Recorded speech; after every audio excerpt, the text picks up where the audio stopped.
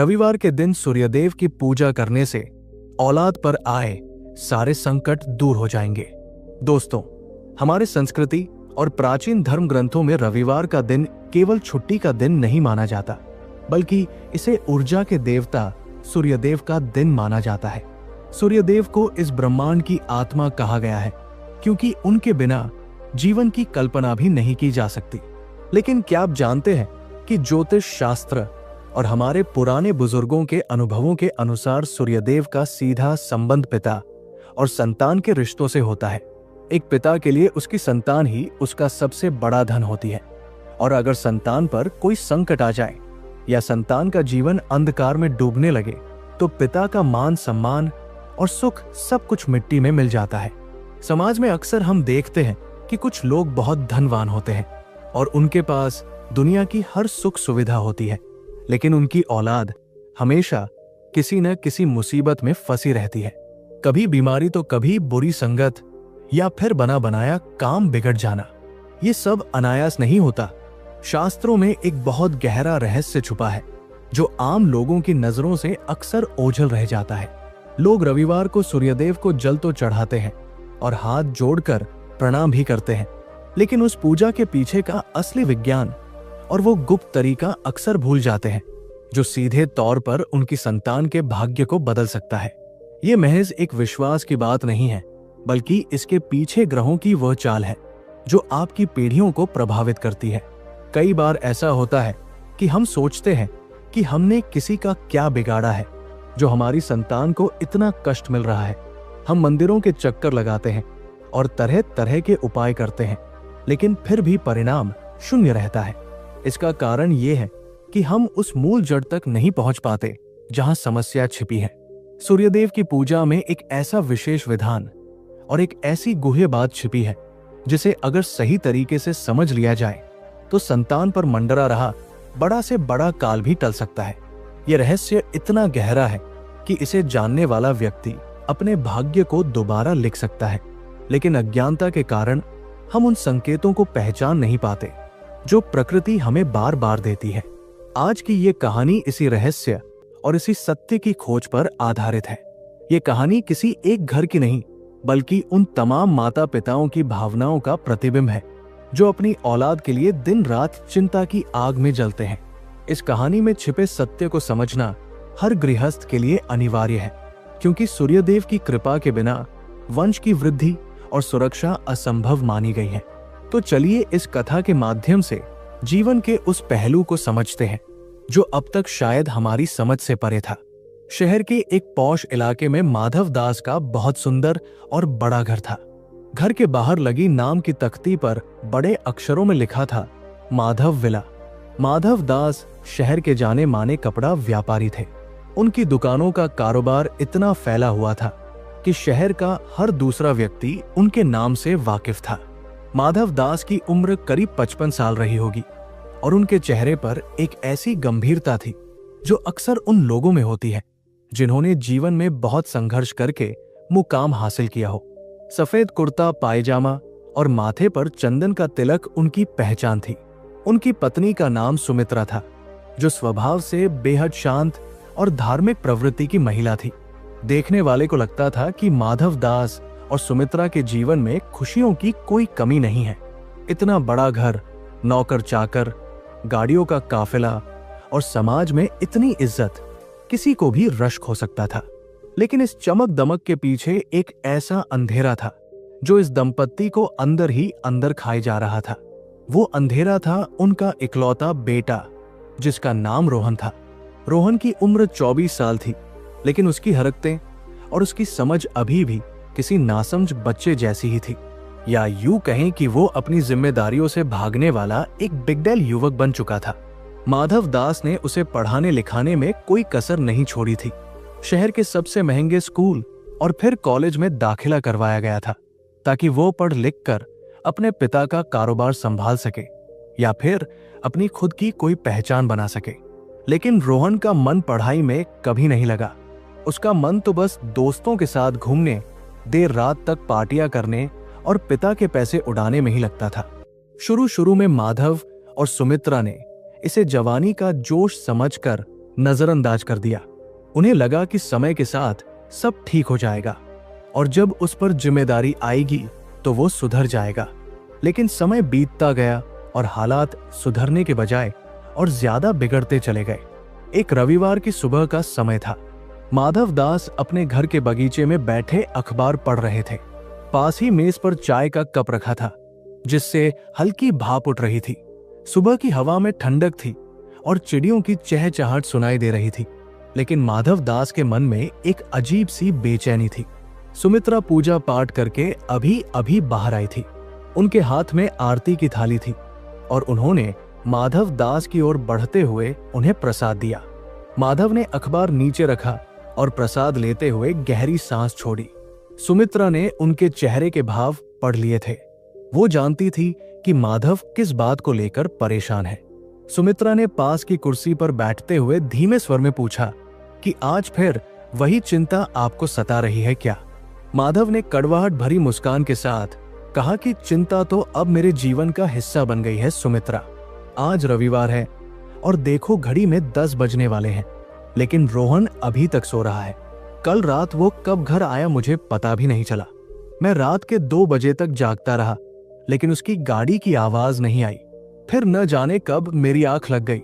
सुमित्रा ने अपनी साड़ी के पल्लू से चश्मा साफ करते हुए कहा कि मैंने सुबह देखा था, वो अपने कमरे में सो रहा है।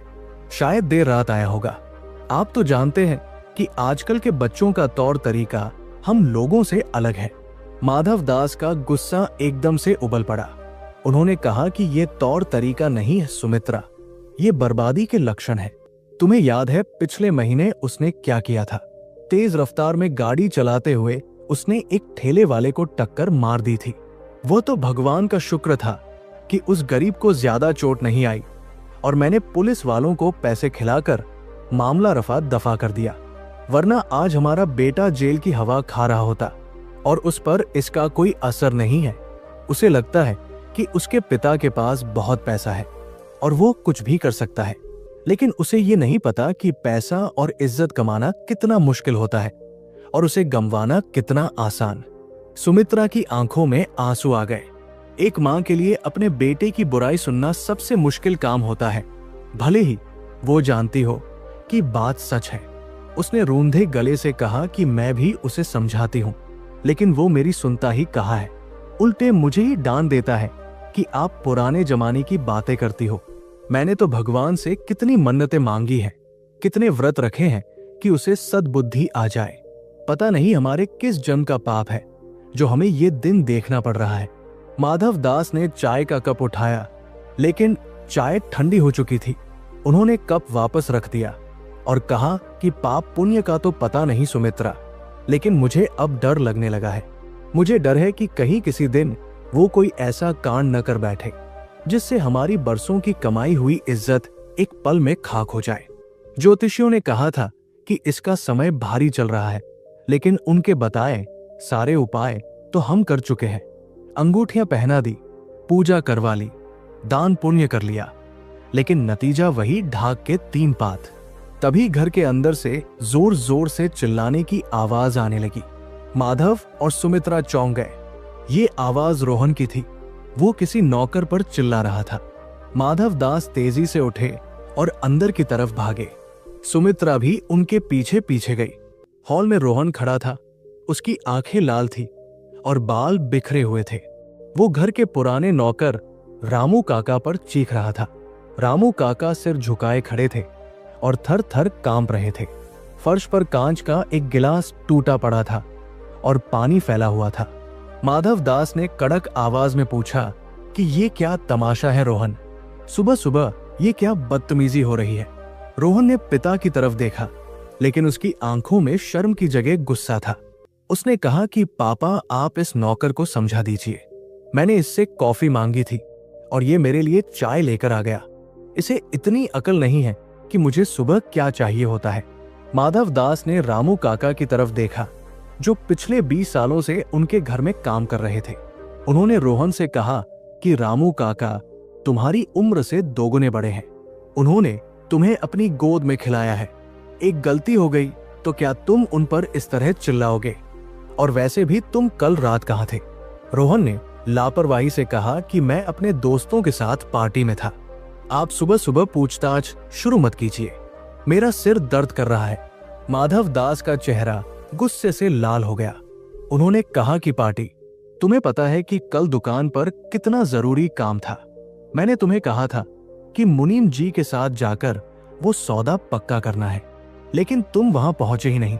मुनीम जी वहां 2 घंटे तक तुम्हारा इंतजार करते रहे और आखिर में वो पार्टी सौदा रद्द करके चली गई। तुम्हें अंदाजा भी है कि हमें कितना नुकसान हुआ है।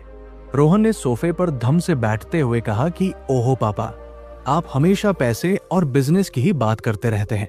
एक डील कैंसिल हो गई तो क्या हुआ, और भी मिल जाएंगी। आप इतना हाइपर क्यों हो रहे हैं? माधव दास ने अपना माथा पकड़ लिया। उन्हें लगा जैसे उनकी नसें फट जाएंगी।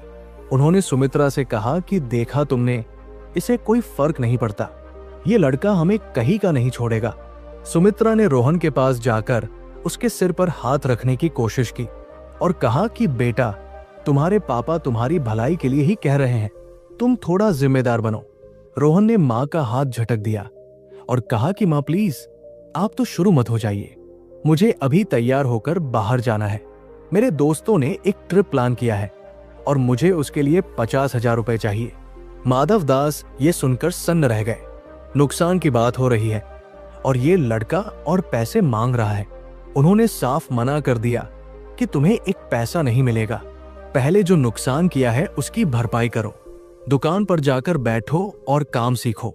रोहन खड़ा हो गया और उसने गुस्से में कहा कि अगर आप पैसे नहीं देंगे तो मैं घर छोड़कर चला जाऊंगा। मुझे आपकी इस रोज रोज की किचकिच से आजादी चाहिए। माहौल बहुत तनावपूर्ण हो गया था। माधव दास को लगा कि अगर उन्होंने उसे रोका नहीं तो वो सच में कुछ गलत कर बैठेगा, लेकिन एक पिता का स्वाभिमान भी आड़े आ रहा था। तभी सुमित्रा ने बीच बचाव करते हुए कहा कि शांत हो जाओ तुम दोनों, आज रविवार है, घर में शांति रहने दो। माधव जी, आप गुस्सा थूक दीजिए और रोहन तुम अपने कमरे में जाओ। रोहन पैर पटकता हुआ अपने कमरे में चला गया और दरवाजा जोर से बंद कर लिया। माधव दास वही सोफे पर बैठ गए और अपना सिर दोनों हाथों में छिपा लिया। उनकी आंखों से बेबसी के आंसू छलक पड़े।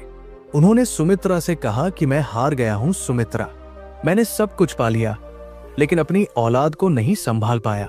ये पैसा, ये बंगला सब किस काम का जब घर में सुख ही नहीं है। सुमित्रा ने उनके पास बैठकर उन्हें पानी पिलाया और ढांढस बंधाया। उस दिन घर में खाना नहीं बना। चारों तरफ एक अजीब सी उदासी छाई हुई थी। ये कोई पहली बार नहीं था जब घर में ऐसा हुआ हो, लेकिन आज माधव दास के मन में एक गहरा डर बैठ गया था कि शायद अब पानी सिर से ऊपर जा चुका है। शाम के समय माधव दास अपने एक पुराने मित्र पंडित रमाकांत से मिलने गए। पंडित रमाकांत शहर के पुराने मंदिर के पुजारी थे और बहुत ज्ञानी व्यक्ति थे। माधव और रमाकांत बचपन के दोस्त थे। मंदिर के प्रांगण में पीपल के पेड़ के नीचे चबूतरे पर बैठकर माधव ने अपने मन का सारा गुबार निकाल दिया। उन्होंने रोहन की हरकतों, व्यापार में नुकसान और घर की अशांति के बारे में सब कुछ बताया। पंडित रमाकांत ने बहुत ध्यान से उनकी बातें सुनी। उन्होंने माधव की जन्म कुंडली और रोहन की जन्म कुंडली मंगवाई थी, जो माधव पहले से ही साथ लेकर आए थे। पंडित रमाकांत ने कुंडलियों को बहुत बारीकी से देखा। उनकी भौहें तंग गई और चेहरे पर चिंता की लकीरें उभर आई। उन्होंने कुछ गणनाएं की और फिर गहरी सोच में डूब गए। माधव दास बहुत उम्मीद से उनकी तरफ देख रहे थे। कुछ देर बाद पंडित जी ने कुंडली मेज पर रखी और माधव की आंखों में देखते हुए कहा कि माधव, समस्या बहुत गंभीर है। ये केवल तुम्हारे बेटे की संगत या आदतों का दोष नहीं है, इसमें ग्रहों का एक बहुत बड़ा खेल चल रहा है। तुम्हारी कुंडली में सूर्य की स्थिति बहुत कमजोर है और रोहन की कुंडली में पितृ दोष साफ दिखाई दे रहा है। जब पिता का सूर्य कमजोर होता है और संतान की कुंडली में पितृ दोष होता है तो संतान का जीवन दिशाहीन हो जाता है। वो चाहे कितना भी योग्य क्यों न हो, गलत रास्ते पर ही जाएगा। माधव ने हाथ जोड़कर पूछा कि तो इसका उपाय क्या है पंडित जी? मैं तो रोज पूजा करता हूँ, दान देता हूँ, क्या ये काफी नहीं है? पंडित रमाकांत ने सिर हिलाते हुए कहा कि सामान्य पूजा और विशेष निवारण में अंतर होता है माधव।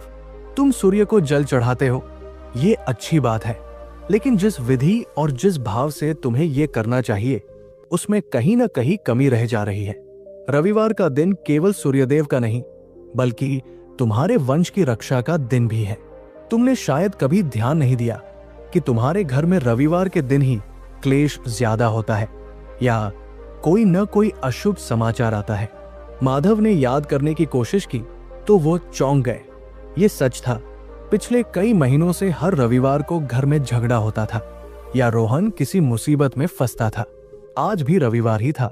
पंडित जी ने आगे कहा कि तुम्हें एक विशेष अनुष्ठान और जीवन शैली में बदलाव करना होगा। सूर्यदेव की पूजा का एक ऐसा गुप्त विधान है जो हमारे पूर्वज किया करते थे, लेकिन कलयुग में लोग इसे भूल गए हैं। ये केवल जल चढ़ाने की बात नहीं है, ये सूर्य के तेज को अपनी संतान के मस्तक पर स्थापित करने की क्रिया है। लेकिन इसे करने के लिए तुम्हें बहुत धैर्य और निष्ठा की जरूरत होगी। क्या तुम इसके लिए तैयार हो? माधव ने तुरंत कहा कि मैं अपनी संतान के लिए कुछ भी करने को तैयार हूं पंडित जी, आप बस मुझे रास्ता दिखाइए। पंडित रमाकांत ने कहना शुरू किया कि सुनो माधव, सबसे पहले तुम्हें यह समझना होगा कि सूर्य पिता है और पिता का धर्म है अपनी संतान को ताप से बचाना, न कि उसे जलाना। तुम्हारे और रोहन के बीच जो ये तनाव है, ये उस सूर्य के प्रकोप का ही रूप है। अगले 7 रविवार तुम्हें एक विशेष नियम का पालन करना होगा, लेकिन सावधान रहना, इस दौरान बाधाएं आएंगी। नकारात्मक शक्तियां तुम्हें रोकने की कोशिश करेंगी, तुम्हारी परीक्षा ली जाएगी। अगर तुम 7 रविवार तक इस नियम को खंडित होने से बचा पाए तो मैं तुम्हें वचन देता हूं कि तुम्हारे बेटे का जीवन पूरी तरह बदल जाएगा। लेकिन अगर बीच में ये नियम टूटा तो संकट दोगुना होकर वापस आएगा। माधव का दिल जोर से धड़कने लगा। उन्होंने पूछा कि मुझे क्या करना होगा। पंडित जी ने उन्हें विधि बतानी शुरू की थी कि तभी माधव का फोन जोर जोर से बजने लगा। फोन की घंटी मंदिर के शांत वातावरण में बहुत तेज लग रही थी। माधव ने फोन निकाला तो देखा कि सुमित्रा का फोन है। उन्होंने फोन उठाया और उधर से सुमित्रा की घबराई हुई आवाज आई। वो रो रही थी और ठीक से बोल भी नहीं पा रही थी। माधव ने घबराकर पूछा कि क्या हुआ सुमित्रा, तुम रो क्यों रही हो? सुमित्रा ने किसी तरह सिसकते हुए कहा कि जल्दी घर आ जाइए, पुलिस आई है। रोहन को पुलिस पकड़कर ले गई है। इंस्पेक्टर कह रहे हैं कि उस पर बहुत संगीन आरोप लगा है। माधव के पैरों तले से जमीन खिसक गई। अभी पंडित जी से उपाय की बात चल ही रही थी कि मुसीबत ने दरवाजे पर दस्तक दे दी थी। उनका चेहरा सफेद पड़ गया। उन्होंने पंडित जी की तरफ देखा। पंडित रमाकांत ने उनकी आंखों में देखा और समझ गए कि कुछ बहुत बुरा हुआ है। उन्होंने माधव के कंधे पर हाथ रखा और कहा कि जाओ माधव, ये तुम्हारे इम्तिहान की शुरुआत है। याद रखना, सूर्यदेव की शरण ही अब एकमात्र रास्ता है। माधव लड़खड़ाते कदमों से मंदिर से बाहर निकले और अपनी गाड़ी की तरफ भागे। उनके दिमाग में सुमित्रा की रोती हुई आवाज और पंडित जी की चेतावनी गूंज रही थी। उन्हें नहीं पता था कि रोहन ने अब क्या कर दिया है, लेकिन उन्हें इतना एहसास हो गया था कि उनके जीवन का सबसे कठिन दौर अब शुरू हो चुका है और इस अंधेरे से निकलने के लिए उन्हें एक बहुत कठिन लड़ाई लड़नी होगी। गाड़ी चलाते हुए माधव की आंखों के सामने अंधेरा छा रहा था। शहर की सड़कें उन्हें आज बहुत वीरान लग रही थी।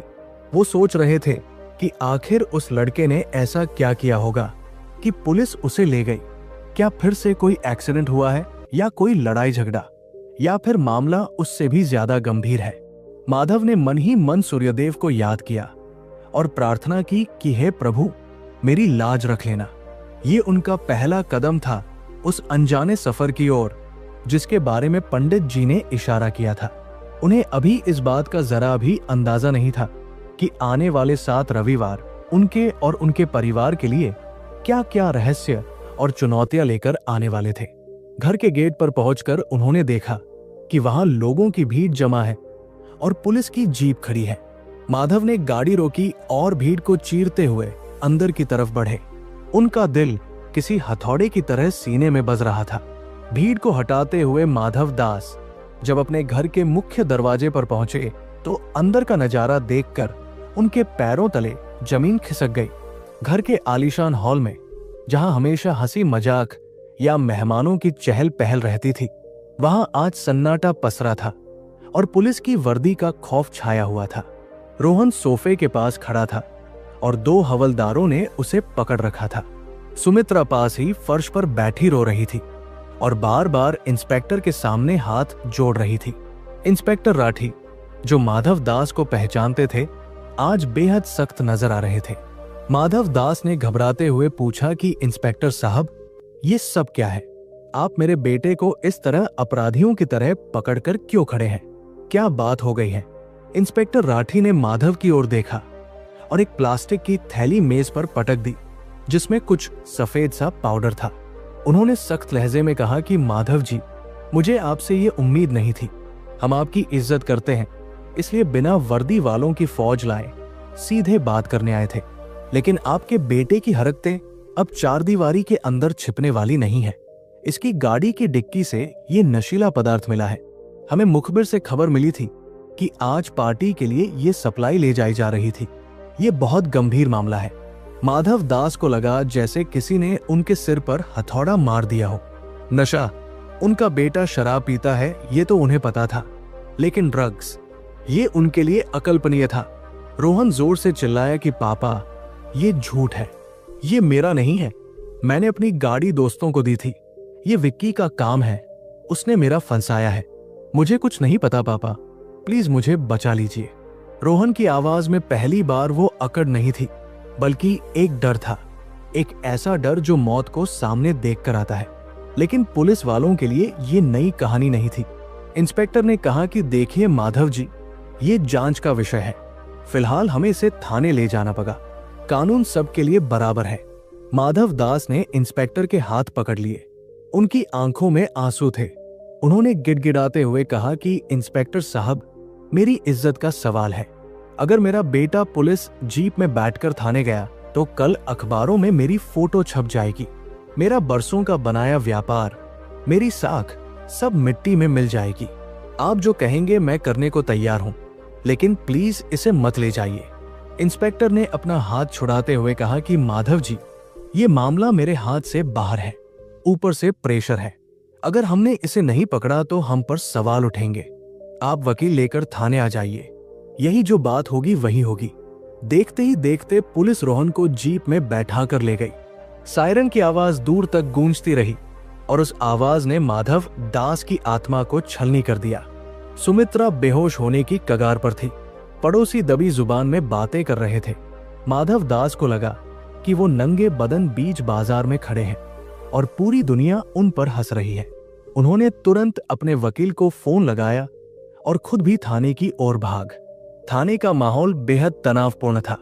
माधव दास शहर के बड़े आदमी थे, इसलिए उन्हें इंस्पेक्टर के केबिन में बैठने की जगह तो मिल गई, लेकिन रोहन को हवालात में बंद कर दिया गया था। सलाखों के पीछे अपने इकलौते बेटे को जमीन पर बैठा देख माधव का कलेजा फट गया। वही बेटा जिसे उन्होंने मखमल के गद्दों पर सुलाया था, आज मच्छरों और गंदगी के बीच बैठा रो रहा था। वकील ने आकर बताया कि मामला बहुत पेचीदा है। नशीले पदार्थों की मात्रा ज्यादा है और जमानत मिलना मुश्किल है। माधव दास ने अपनी सारी पहचान, सारे रसूख का इस्तेमाल कर डाला। शहर के बड़े बड़े नेताओं को फोन किए, पुलिस कमिश्नर से बात की। पैसा पानी की तरह बहाया गया। रात के 2 बज चुके थे। थाने की 4 दीवारी के भीतर माधव दास एक अपराधी की तरह सिर झुकाए बैठे थे।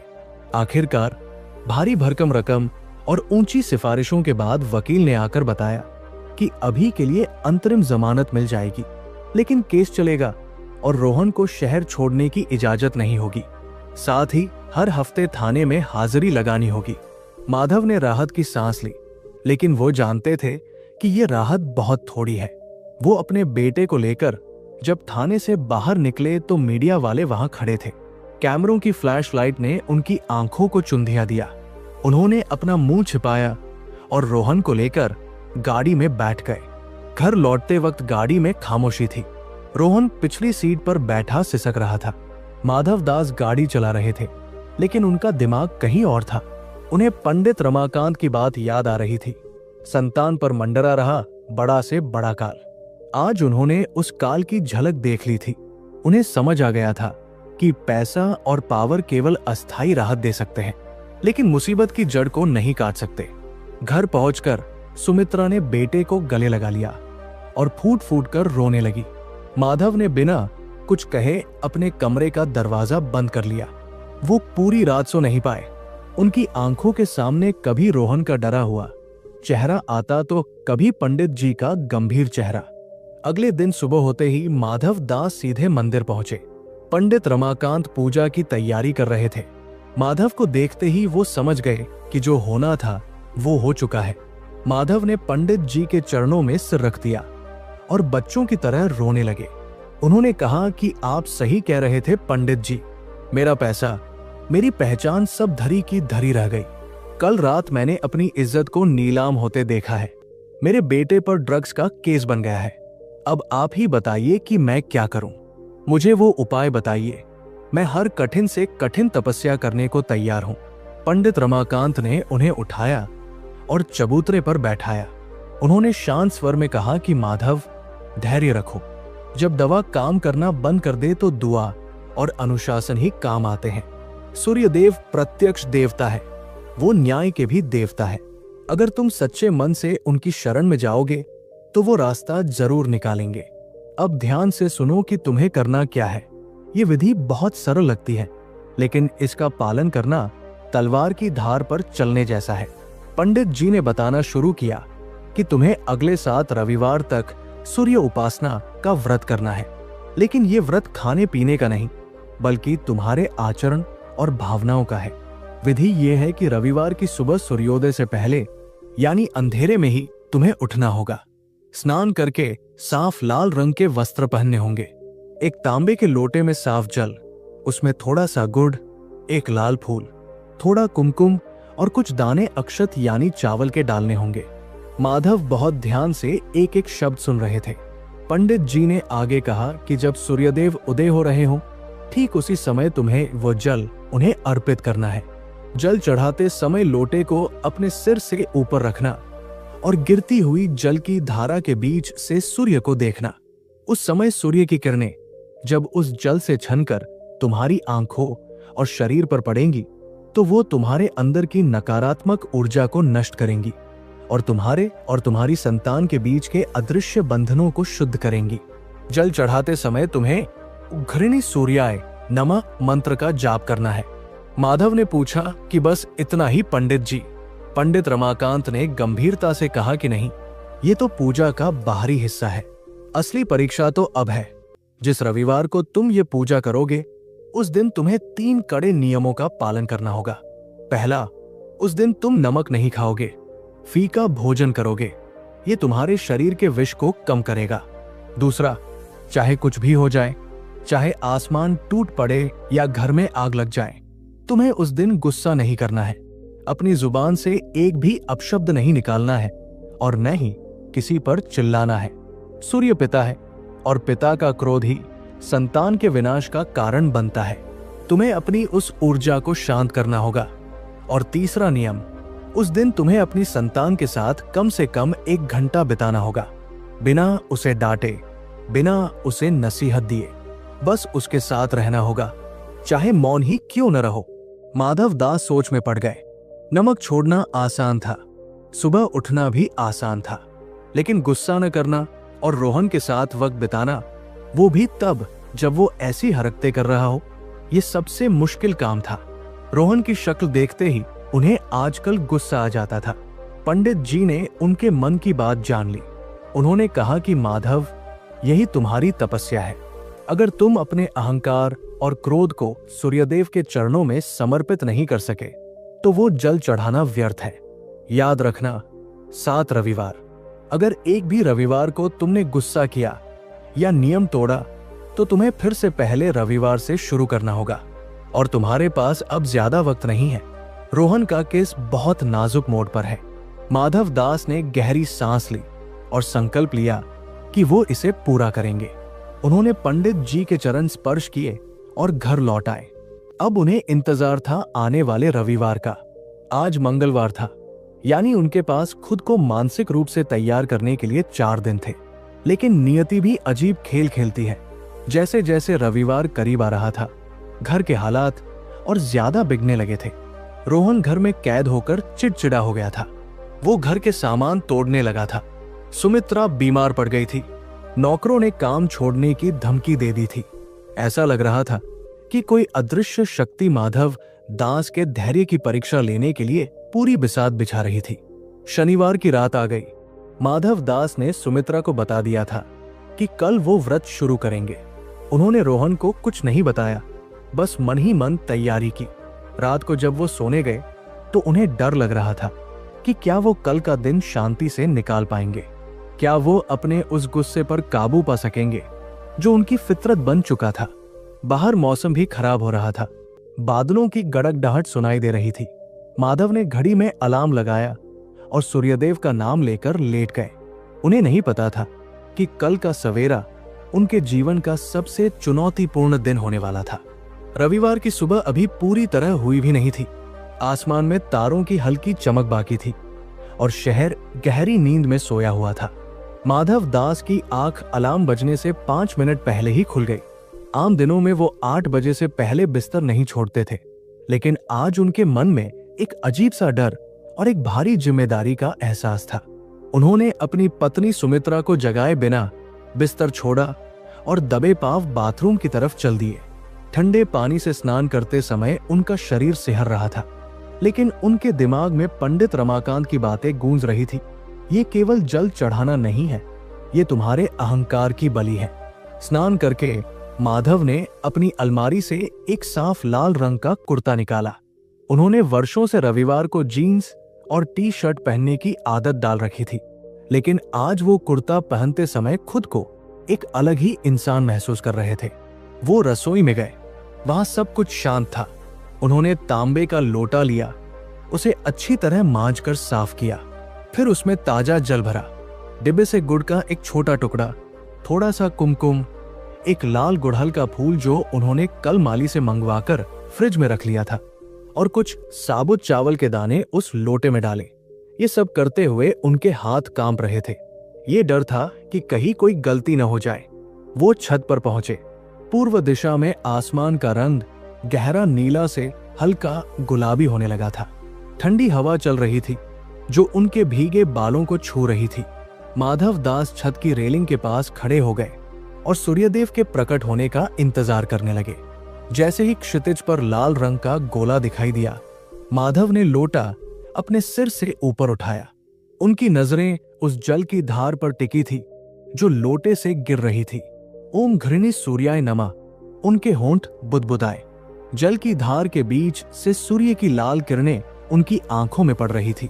उस पल उन्हें एक अजीब सी शांति महसूस हुई, जैसे किसी ने उनके अशांत मन पर ठंडा मरहम लगा दिया हो।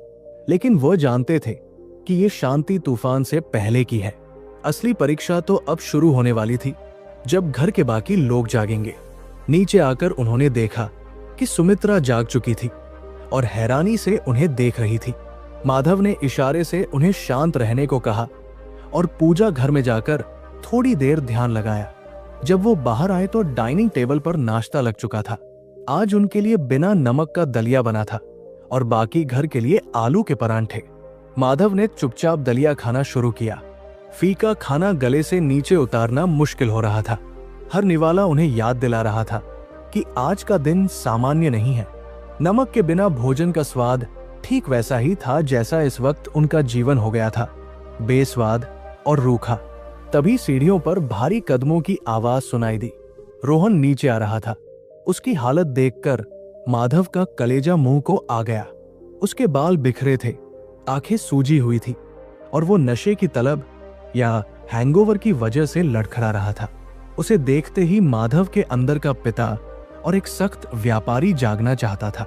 उनकी आदत थी कि रोहन को ऐसी हालत में देखते ही वो चिल्लाना शुरू कर देते थे। शर्म नहीं आती तुम्हें? अभी तक नशा नहीं उतरा? ये शब्द उनके हलक तक आ गए थे, लेकिन उन्होंने अपने होठों को कसकर भींच लिया। उन्हें पंडित जी का नियम याद आ गया, चाहे आसमान टूट पड़े, गुस्सा नहीं करना है। रोहन कुर्सी पर धम से बैठा और जोर से चिल्लाया कि रामू, कॉफी लाओ, मेरा सिर फट रहा है। रामू काका दौड़ते हुए आए और कॉफी का कप मेज पर रखा। रोहन ने एक घूंट भरा और कप जोर से मेज पर पटक दिया। गर्म कॉफी मेजपोश पर गिर गई। रोहन चीखा कि ये क्या है? उबली हुई कॉफी ले आए। इसमें चीनी कौन डालेगा? तुम सब मुझे पागल करना चाहते हो क्या? सुमित्रा डर के मारे सहम गई। सबकी नजरें माधव दास की तरफ घूमी। घर के हर सदस्य को उम्मीद थी कि अब माधव विला में महाभारत शुरू होगा। माधव दास की मुट्ठियां मेज के नीचे कस गई। उनका चेहरा लाल होने लगा। उनकी नसों में खून उबल रहा था। अपने ही घर में अपने ही नौकर पर इस तरह की बदतमीजी वो कभी बर्दाश्त नहीं करते थे। माधव के मन में आया कि उठकर एक थप्पड़ रोहन के गाल पर रसीद कर दे, लेकिन तभी उनके कानों में वो चेतावनी गूंजी, अगर नियम टूटा तो संकट दोगुना होकर वापस आएगा। माधव ने अपनी आंखें बंद कर ली। उन्होंने एक गहरी सांस ली और टेबल पर रखे पानी के गिलास को उठाकर पूरा पी गए। उन्होंने अपने मन को आदेश दिया, शांत माधव, शांत। ये तेरा बेटा नहीं, तेरा इम्तिहान है।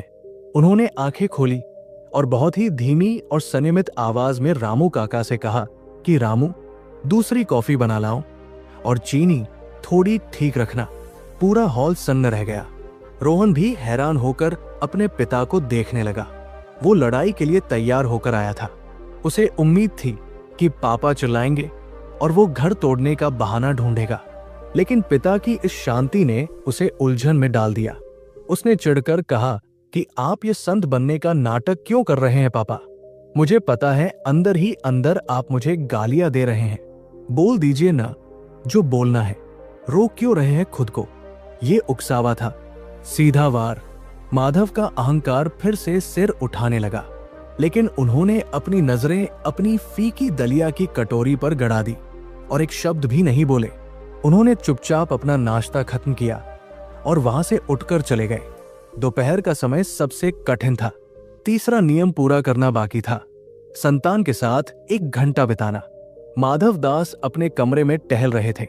उनका मन कर रहा था कि वो किसी काम से बाहर चले जाएं, लेकिन उन्हें रोहन के कमरे में जाना था। ये उनके लिए किसी शेर की मांद में जाने से कम नहीं था। पिछले 5 सालों में उन्होंने रोहन के साथ 5 मिनट भी चैन से बात नहीं की थी।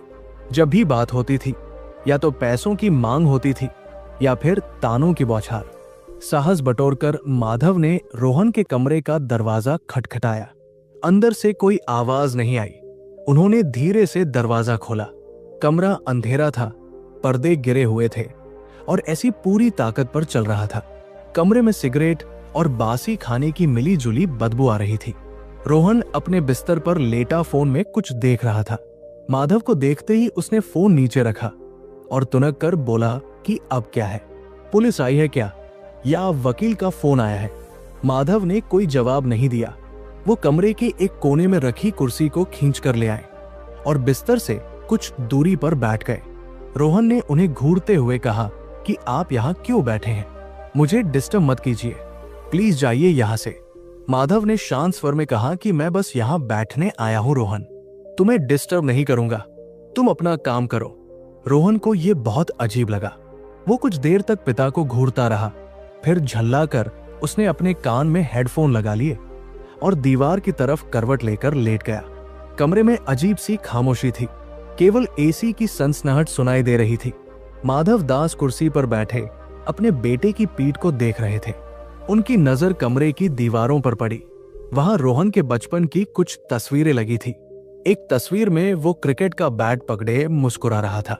माधव को याद आया कि वो बैट उन्होंने उसे उसके 10वें जन्मदिन पर दिया था। तब रोहन कितना खुश था। वो उनसे लिपट गया था।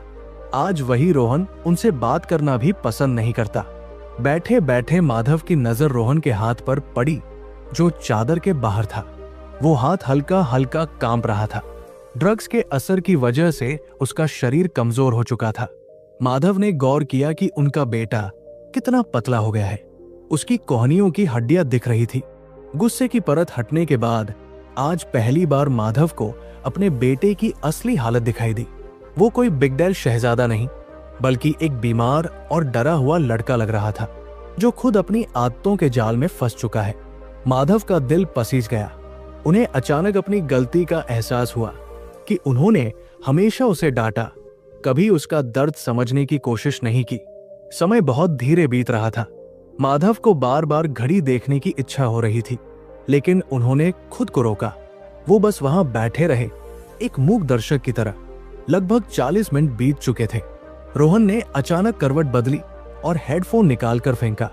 वो उठकर बैठ गया और झुंझलाकर बोला कि पापा, ये क्या टॉर्चर है? आप ऐसे बुतों की तरह क्यों बैठे हैं? मुझे घबराहट हो रही है। आप मुझे डांट लीजिए, मार लीजिए, लेकिन ऐसे चुप मत बैठिए। ये चुप्पी मुझे पागल कर देगी। माधव ने उसकी आंखों में देखा। वहां गुस्सा नहीं, बेबसी थी।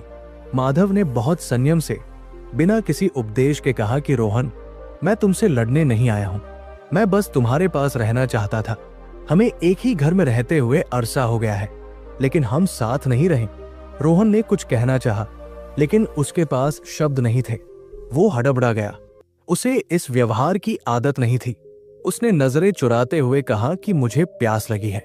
माधव तुरंत उठे और पास की मेज से पानी की बोतल उठाकर उसे दी। रोहन ने पानी पिया।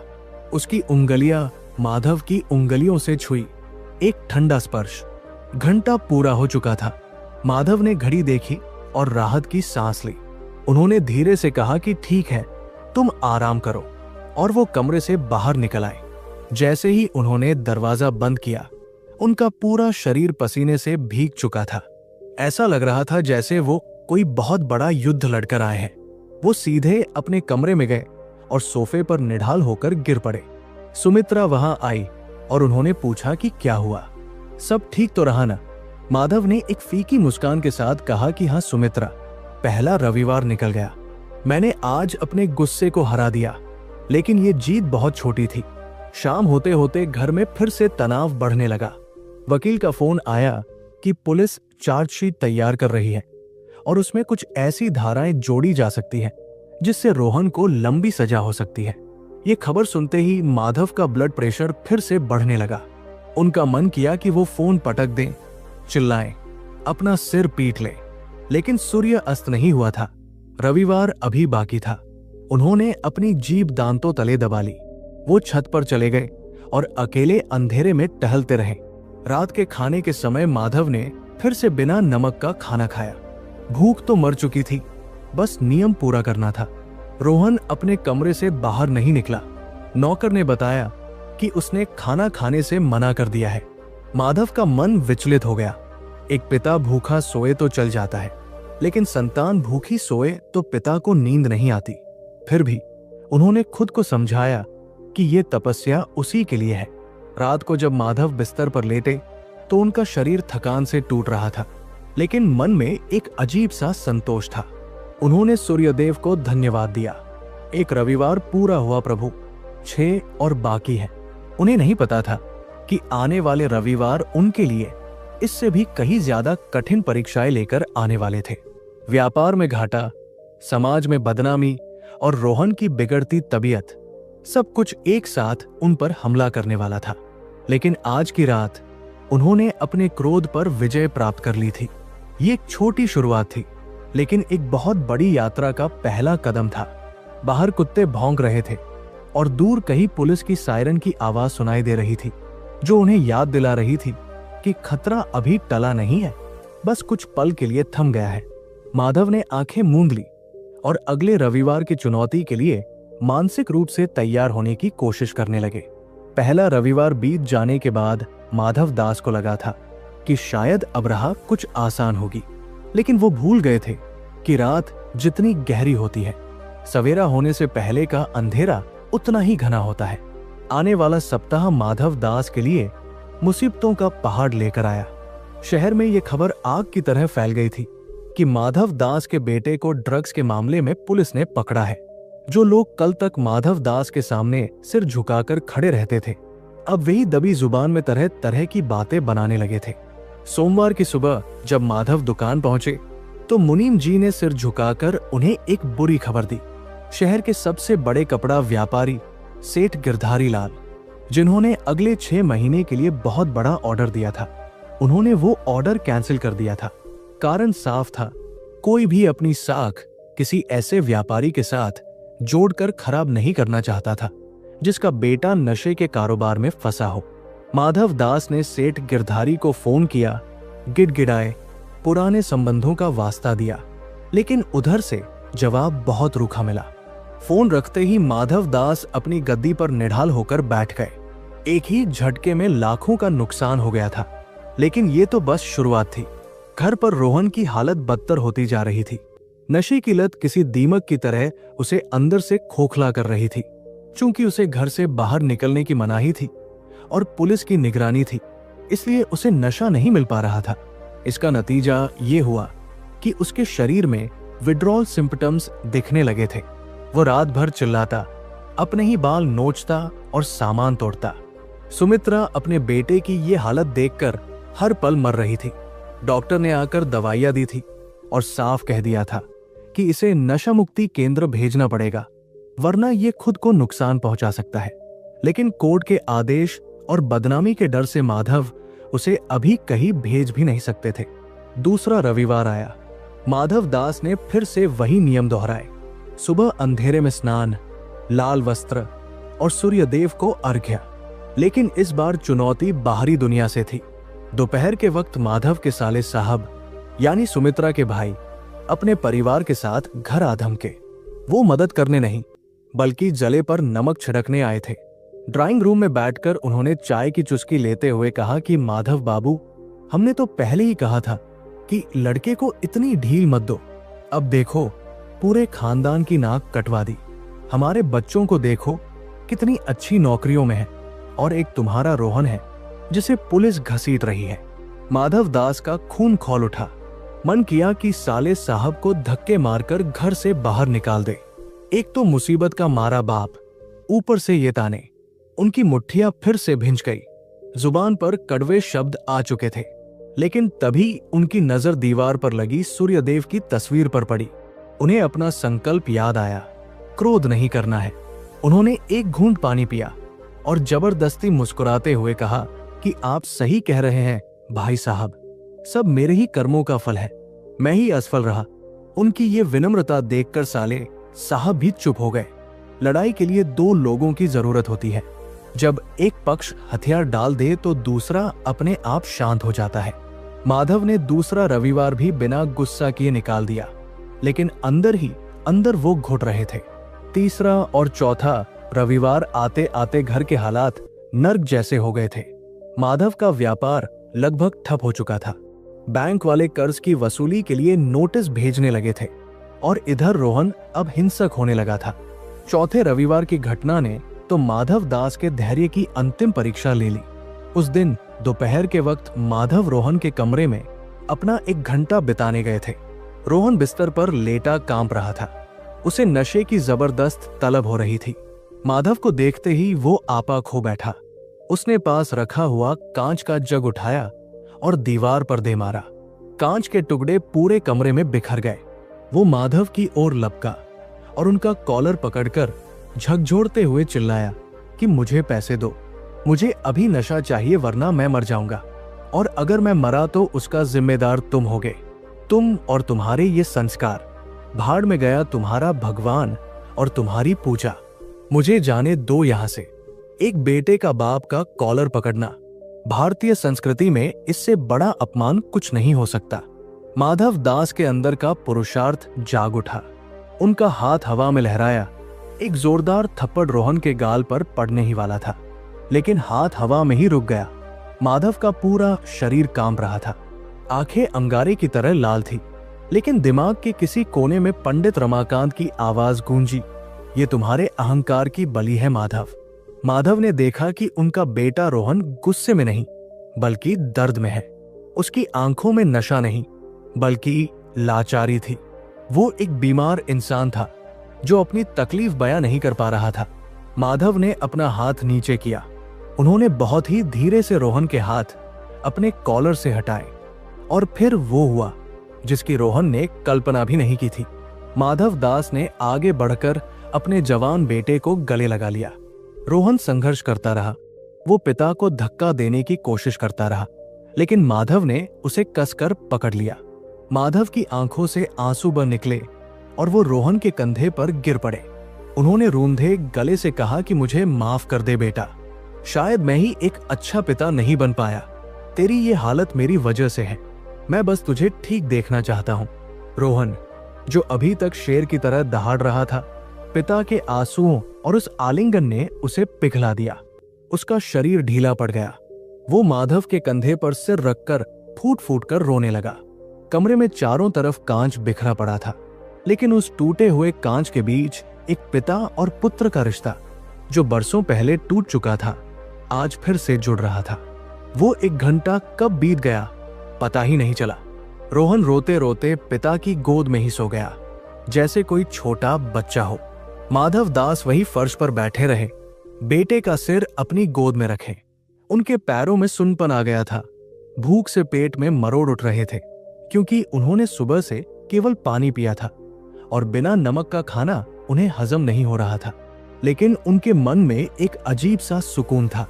आज उन्होंने क्रोध को नहीं, बल्कि अपने बेटे के दिल को जीता था। 5वें रविवार तक आते आते माधव दास के चेहरे पर एक अलग ही तेज आने लगा था। उनका वजन कम हो गया था, गाल पिचक गए थे, लेकिन आंखों में एक चमक थी।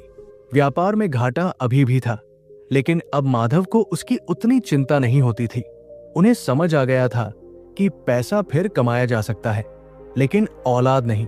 रोहन के व्यवहार में भी एक चमत्कारिक बदलाव देखने को मिल रहा था। उस चौथे रविवार की घटना के बाद वो शांत हो गया था। उसने नशा नहीं किया था, हालांकि वो अभी भी बीमार महसूस करता था, लेकिन अब वो रामू काका पर चिल्लाता नहीं था। वो चुपचाप अपनी कड़वी दवाइयां खा लेता था। एक दिन शाम को माधव दास छत पर टहल रहे थे कि रोहन वहां आया। वो धीरे धीरे चल रहा था। उसने माधव के पास आकर कहा कि पापा, क्या हम थोड़ी देर बात कर सकते हैं? माधव का दिल खुशी से भर गया। पिछले 10 सालों में रोहन ने पहली बार खुद बात करने की पहल की थी। दोनों बाप बेटे छत की मुंडेर पर बैठ गए। रोहन ने आसमान की तरफ देखते हुए कहा कि पापा, मुझे बहुत डर लगता है। मुझे लगता है कि मैं कभी ठीक नहीं हो पाऊंगा। मेरा करियर, मेरी जिंदगी सब खत्म हो गई है। पुलिस केस का क्या होगा? लोग मेरे बारे में क्या सोचते होंगे? माधव ने उसके हाथ पर अपना हाथ रखा और कहा कि लोग क्या सोचते हैं, इसकी चिंता छोड़ दो। सबसे जरूरी यह है कि तुम क्या सोचते हो। रही बात पुलिस केस की, तो मैं हूं ना। जब तक मैं जिंदा हूं, मैं तुम्हें उस दलदल से बाहर निकाल कर ही दम लूंगा। बस तुम हार मत मानना, सूर्यदेव सब ठीक करेंगे। रोहन ने हैरानी से पूछा कि पापा, आप आजकल हर रविवार को ये कैसी पूजा करते हैं? मैंने देखा है आप नमक नहीं खाते, गुस्सा नहीं करते। क्या इससे सच में कुछ होता है? माधव मुस्कुराए। वो मुस्कान बहुत गहरी और रहस्यमयी थी। उन्होंने कहा कि बेटा, ये पूजा किसी चमत्कार के लिए नहीं है, ये मुझे बदलने के लिए है। और जब घर का मुखिया बदलता है तो घर की हवा अपने आप बदल जाती है। देखो, पहले हम एक छत के नीचे अजनबियों की तरह रहते थे, आज हम यहाँ बैठकर बात कर रहे हैं। क्या ये किसी चमत्कार से कम है? रोहन की आंखों में नमी आ गई। उसने धीरे से कहा कि थैंक यू पापा, मुझे संभालने के लिए। उस रात माधव दास को बहुत अच्छी नींद आई, लेकिन अगले ही दिन यानी छठे रविवार से पहले के शनिवार को एक नई मुसीबत आ खड़ी हुई। वकील का फोन आया। उसने बताया कि पुलिस को रोहन के खिलाफ कुछ नए सबूत मिले हैं। उस ड्रग पेडलर ने, जिसे पुलिस ने पकड़ा था, उसने अपने बयान में रोहन का नाम मुख्य सप्लायर के तौर पर लिया है, ताकि अपनी सजा कम करवा सके। इसका मतलब था कि अब रोहन पर सिर्फ नशा करने का नहीं, बल्कि नशा बेचने का आरोप लगने वाला था। और अगर ये साबित हो गया तो उसे कम से कम 10 साल की जेल हो सकती थी। माधव दास के हाथों से फोन छूटकर गिर गया। सब कुछ ठीक होते होते अचानक ये कैसा वज्रपात हुआ। अभी तो उम्मीद की किरण दिखी थी। सुमित्रा ये खबर सुनते ही बेहोश हो गई। घर में फिर से कोहराम मच गया। रोहन अपने कमरे में बंद होकर डर के मारे कांपने लगा। उसे लगा कि अब उसका अंत निश्चित है। माधव दास मंदिर भागे। वो पंडित रमाकांत के सामने जाकर गिड़गिड़ाने लगे कि पंडित जी, ये क्या हो रहा है? मैं तो पूरी निष्ठा से पूजा कर रहा हूं। मैंने अपने क्रोध पर विजय पाई, अपने बेटे के साथ संबंध सुधारे। फिर सूर्यदेव मुझे ये कैसा दंड दे रहे हैं? अब तो बात और बिगड़ गई है। 10 साल की जेल। मेरा बेटा वहां जिंदा नहीं बचेगा। पंडित रमाकांत ने माधव को उठाया और बहुत गंभीरता से कहा कि माधव, कमजोर मत पड़ो, ये अंतिम प्रहार है। जब रात खत्म होने वाली होती है तो अंधेरा अपनी पूरी ताकत लगा देता है। नकारात्मक शक्तियां तुम्हें तोड़ना चाहती है ताकि तुम अपना संकल्प पूरा न कर सको। कल छठा रविवार है। तुम्हारी परीक्षा अब अपने चरम पर होगी। कल तुम्हें न केवल अपने नियमों का पालन करना है, बल्कि तुम्हें अपने विश्वास को भी अटूट रखना होगा।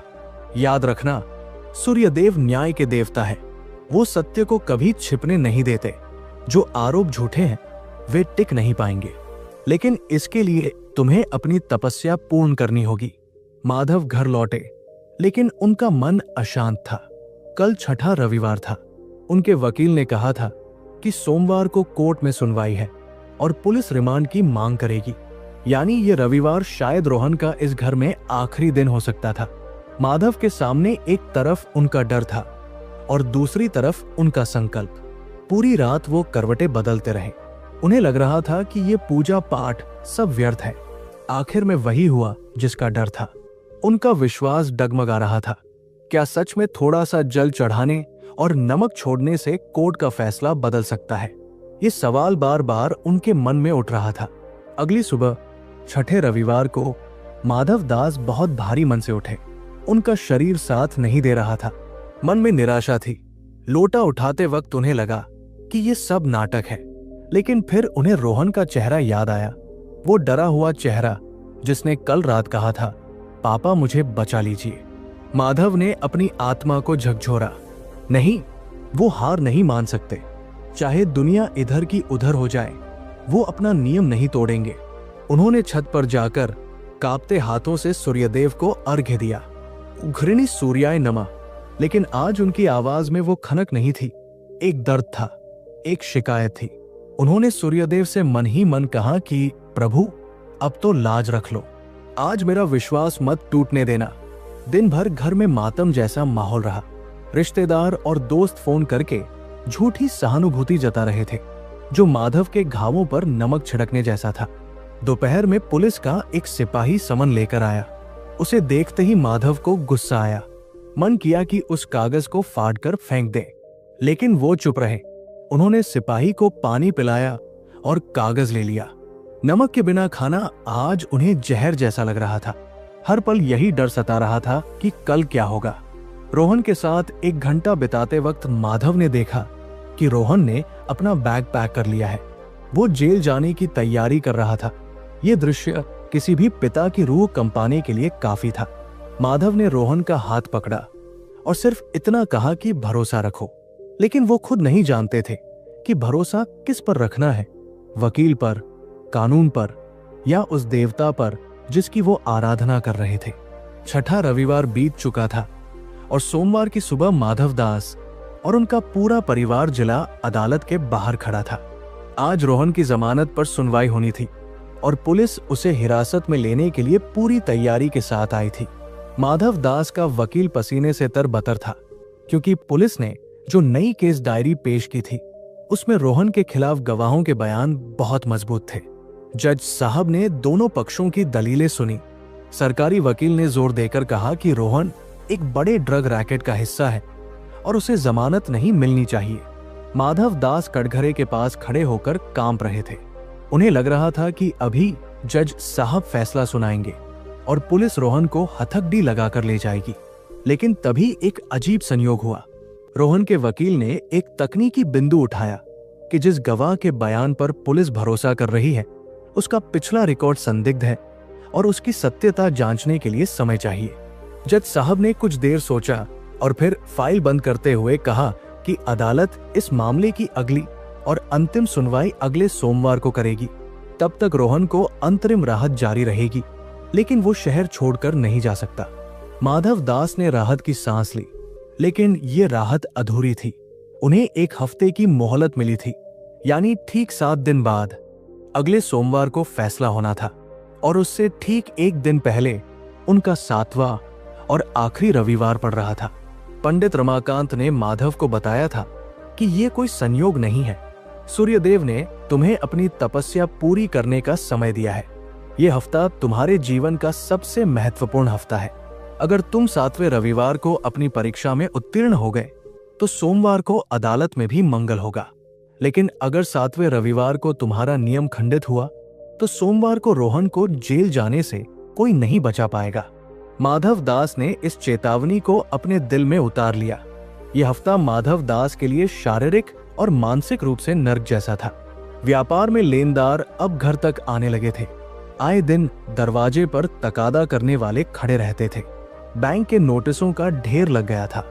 माधव दास ने अपनी एक बड़ी जमीन बेचने का सौदा किया ताकि लोगों का मुंह बंद कर सके, लेकिन खरीदार ने उनकी मजबूरी का फायदा उठाते हुए औने पौने दाम लगाए। माधव को बहुत गुस्सा आया, लेकिन उन्होंने खुद को शांत रखा क्योंकि वो अपनी ऊर्जा बर्बाद नहीं करना चाहते थे। उन्हें अपनी सारी शक्ति 7वें रविवार के लिए बचानी थी। रोहन की हालत भी बहुत नाजुक थी। जेल जाने के डर से वो रात रात भर जागता रहता था। वो बार बार माधव से पूछता कि पापा, क्या मैं सच में बच जाऊंगा? माधव हर बार उसके सिर पर हाथ रखकर कहते कि भरोसा रखो, सब ठीक होगा। लेकिन अंदर ही अंदर माधव खुद डरे हुए थे। सुमित्रा ने तो खाना पीना लगभग छोड़ ही दिया था। वो दिन रात घर के मंदिर में बैठी रहती थी। आखिरकार वो दिन आ ही गया, 7वां रविवार, माधव दास के जीवन की सबसे बड़ी परीक्षा का दिन। शनिवार की रात माधव को एक पल भी नींद नहीं आई। वो पूरी रात बिस्तर पर बैठकर सूर्यदेव का ध्यान करते रहे। सुबह 4 बजे ही वो उठ गए। आज शरीर बहुत कमजोर लग रहा था। लगातार 6 हफ्तों के तनाव और रविवार के व्रत ने उन्हें शारीरिक रूप से तोड़ दिया था, लेकिन उनका आत्मबल आज चरम पर था। उन्होंने स्नान किया और लाल वस्त्र धारण किए। आज उन्होंने एक नया लाल कुर्ता पहना था जो सुमित्रा ने खास इसी दिन के लिए मंगवाया था। छत पर जाकर उन्होंने जब जल का लोटा उठाया तो उनके हाथ कांप रहे थे, लेकिन जैसे ही उन्होंने सूर्यदेव को अर्घ्य दिया, उन्हें लगा कि आसमान से एक सीधी ऊर्जा उनके शरीर में उतर रही है। घृणी सूर्याय नमः जल चढ़ाते हुए माधव की आंखों से आंसू बहने लगे। उन्होंने प्रार्थना की कि हे प्रभु, आज अंतिम दिन है।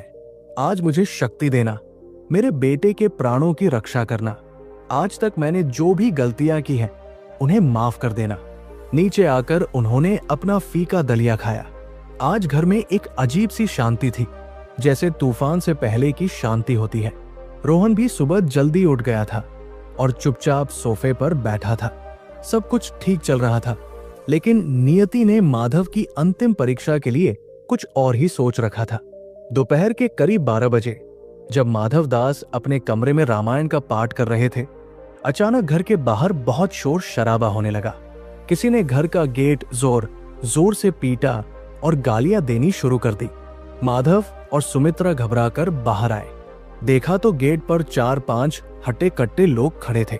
उनके साथ एक आदमी था जिसे माधव पहचानते थे।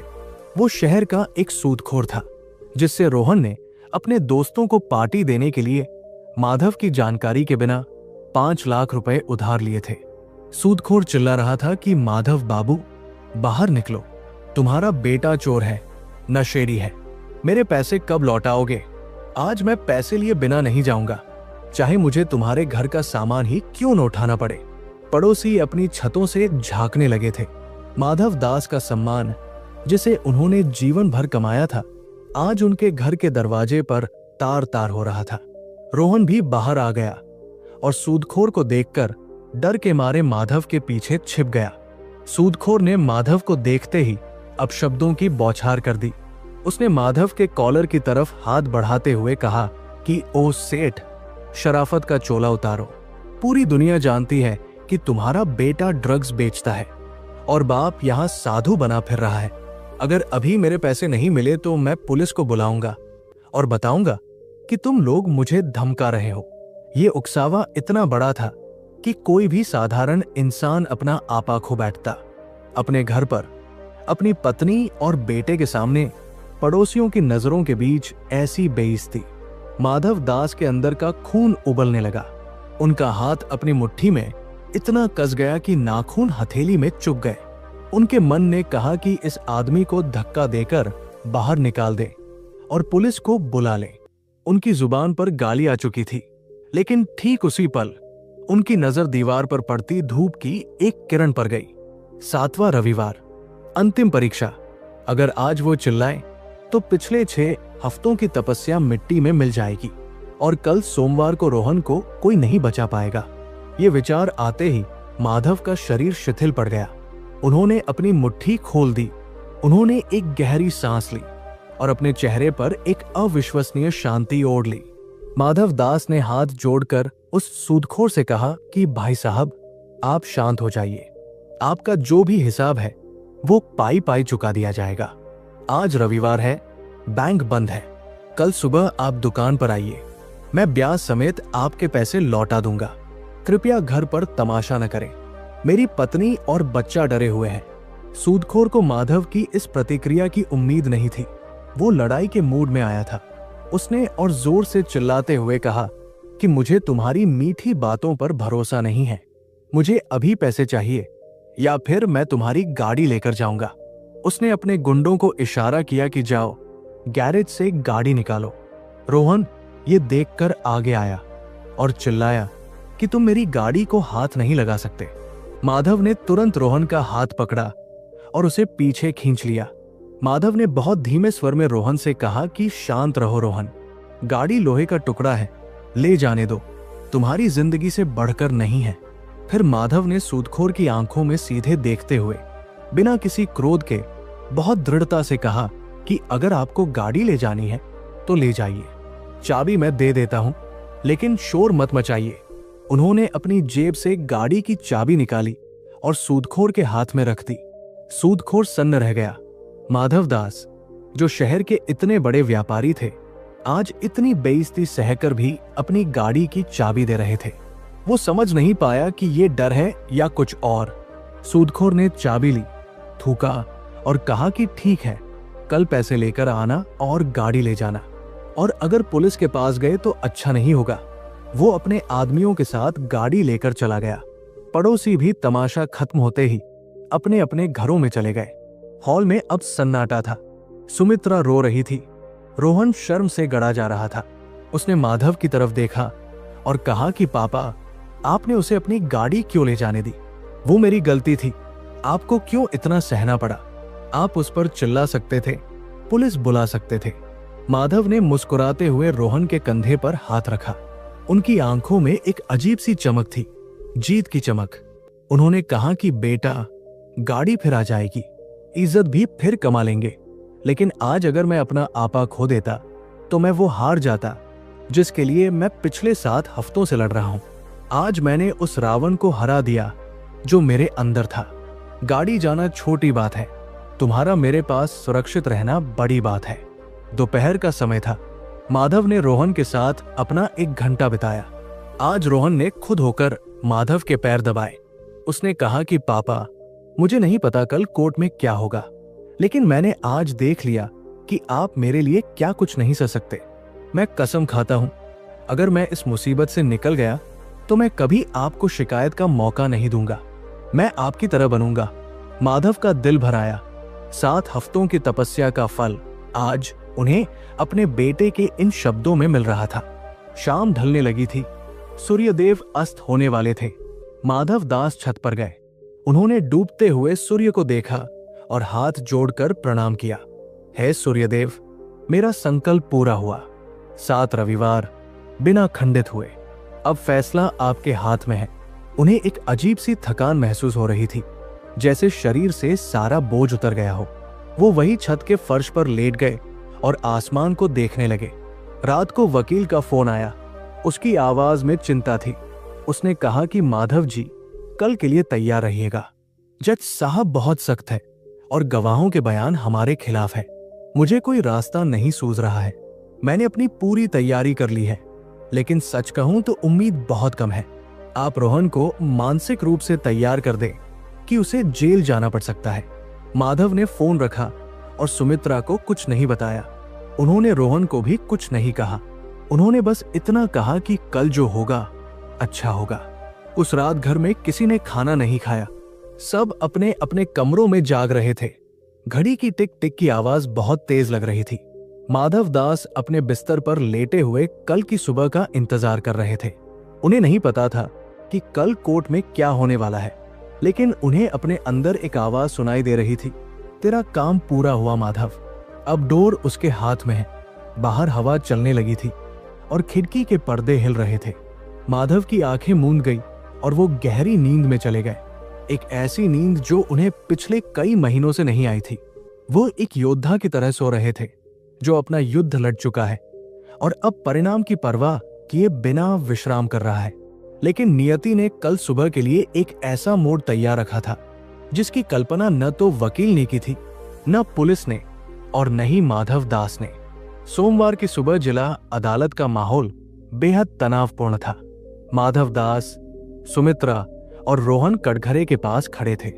माधव दास की धड़कनें इतनी तेज थी कि उन्हें अपने कानों में अपनी ही नब्ज सुनाई दे रही थी। जज साहब अपनी कुर्सी पर बैठे और उन्होंने फाइल खोली। सरकारी वकील और बचाव पक्ष के वकील अपनी अपनी जगह तैयार थे। माधव को लग रहा था कि ये उनके जीवन का आखिरी फैसला है। अगर आज रोहन को जेल हुई तो उनका पूरा परिवार बिखर जाएगा। सरकारी वकील अपनी सीट से खड़े हुए। माधव ने अपनी आंखें बंद कर ली। उन्हें उम्मीद थी कि वकील रोहन की हिरासत की मांग करेंगे, लेकिन तभी वकील ने जो कहा उसे सुनकर पूरे कोर्ट में सन्नाटा छा गया। सरकारी वकील ने कहा कि जज साहब, इससे पहले कि हम आगे बढ़ें, मैं अदालत के सामने एक नई और बेहद अहम जानकारी रखना चाहता हूं। कल रविवार की शाम पुलिस ने शहर के दूसरे हिस्से में एक बड़ी छापेमारी की थी। उस रेड में ड्रग्स का मुख्य सप्लायर विक्की पकड़ा गया है। माधव दास ने चौंक कर आंखें खोली। विक्की वही लड़का था जिसने रोहन को फंसाया था। वकील ने आगे कहा कि पुलिस हिरासत में विक्की ने कबूल किया है कि रोहन केवल एक ग्राहक था, वो ड्रग्स बेचता नहीं था। विक्की ने अपने बचने के लिए रोहन की गाड़ी में वो पैकेट रखवाया था ताकि पुलिस का ध्यान भटक जाए। हमारे पास विक्की का इकबालिया बयान और सीसीटीवी फुटेज के नए सबूत हैं जो ये साबित करते हैं कि रोहन निर्दोष है। पुलिस इस मामले में रोहन के खिलाफ लगी ड्रग पेडलिंग की धाराएं वापस लेती है। जज साहब ने सबूतों को देखा और सिर हिलाया। उन्होंने अपना हथौड़ा चलाया और फैसला सुनाया कि नए सबूतों के आधार पर अदालत रोहन को ड्रग्स बेचने के गंभीर आरोपों से बरी करती है। चूंकि उसने नशा किया है, इसलिए उसे 6 महीने तक नशा मुक्ति केंद्र में काउंसलिंग के लिए जाना होगा और समाज सेवा करनी होगी। केस खारिज किया जाता है। माधव दास को अपने कानों पर विश्वास नहीं हुआ। एक पल के लिए उन्हें लगा कि वो कोई सपना देख रहे हैं। सुमित्रा वही फर्श पर बैठकर रोने लगी, लेकिन ये खुशी के आंसू थे। रोहन ने दौड़कर अपने पिता को गले लगा लिया। कोर्ट रूम के बाहर आकर माधव दास ने आसमान की तरफ देखा। कल रविवार की शाम जब वो छत पर लेटकर अपनी तपस्या पूरी होने का एहसास कर रहे थे, ठीक उसी वक्त पुलिस असली मुजरिम को पकड़ रही थी। सूर्यदेव ने अपना वचन निभा दिया था। न्याय हो चुका था। घर लौटकर सबसे पहले माधव दास अपने पूरे परिवार के साथ मंदिर गए। पंडित रमाकांत वहां मुस्कुराते हुए उनका इंतजार कर रहे थे। माधव ने पंडित जी के चरण पकड़ लिए और कहा कि पंडित जी, आपने मेरे बेटे को नया जीवन दिया है। आपकी वो पूजा, वो 7 रविवार का व्रत, सबने चमत्कार कर दिया।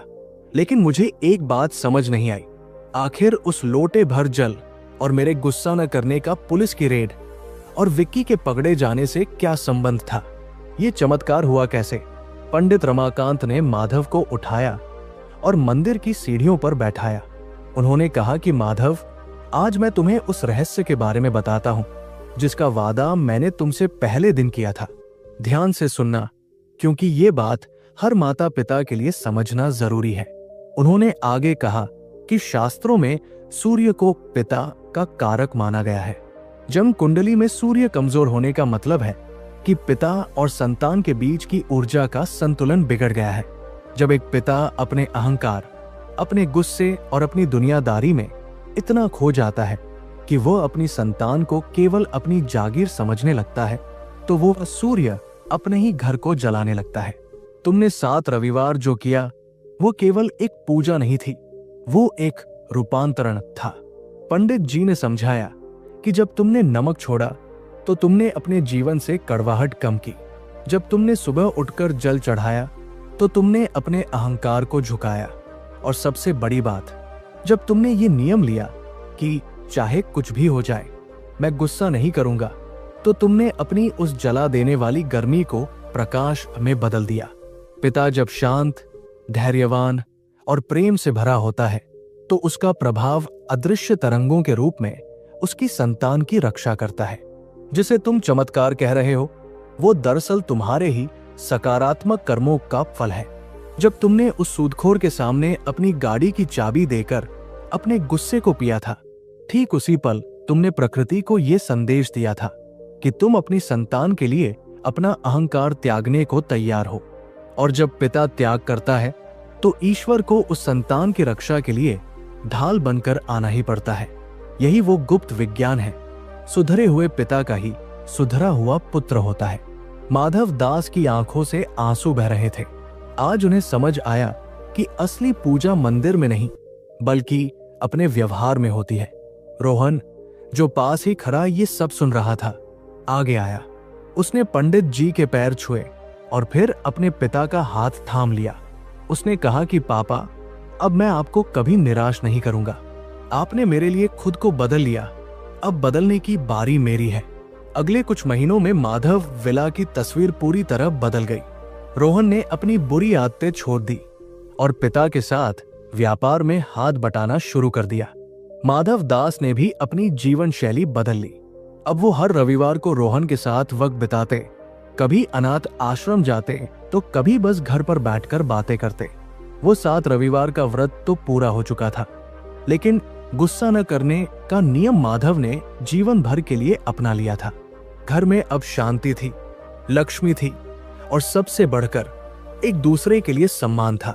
समाज में खोई हुई इज्जत भी धीरे धीरे वापस आ गई, बल्कि पहले से ज्यादा बढ़ गई, क्योंकि अब लोग माधव दास को एक समझदार और त्यागी पिता के रूप में देखते थे। दोस्तों, ये कहानी केवल माधव दास और रोहन की नहीं है। ये आज के हर उस घर की कहानी है जहां माता पिता और बच्चों के बीच दूरियां आ गई है। हम अक्सर अपनी औलाद को सुधारने के लिए उन पर चिल्लाते हैं, पाबंदियां लगाते हैं और जब बात नहीं बनती तो अपनी किस्मत को कोसते हैं। लेकिन हम ये भूल जाते हैं कि बच्चे हमारे ही दर्पण होते हैं। अगर हम सूर्य की तरह केवल तपेंगे और जलेंगे तो हमारी कोमल पौधे रूपी संतान मुरझा जाएगी। लेकिन अगर हम उसी सूर्य की तरह प्रकाश और ऊष्मा देंगे तो वही संतान वटवृक्ष बनकर हमारा सहारा बनेगी। रविवार के दिन सूर्य पूजा का असली अर्थ यही है, अपने अंदर के पिता को जगाना, अपने क्रोध को पीना और अपनी संतान को बिना किसी शर्त के प्रेम और समय देना। याद रखिए, दुनिया में कोई भी संकट इतना बड़ा नहीं है जो एक पिता के धैर्य और प्रेम के सामने टिक सके।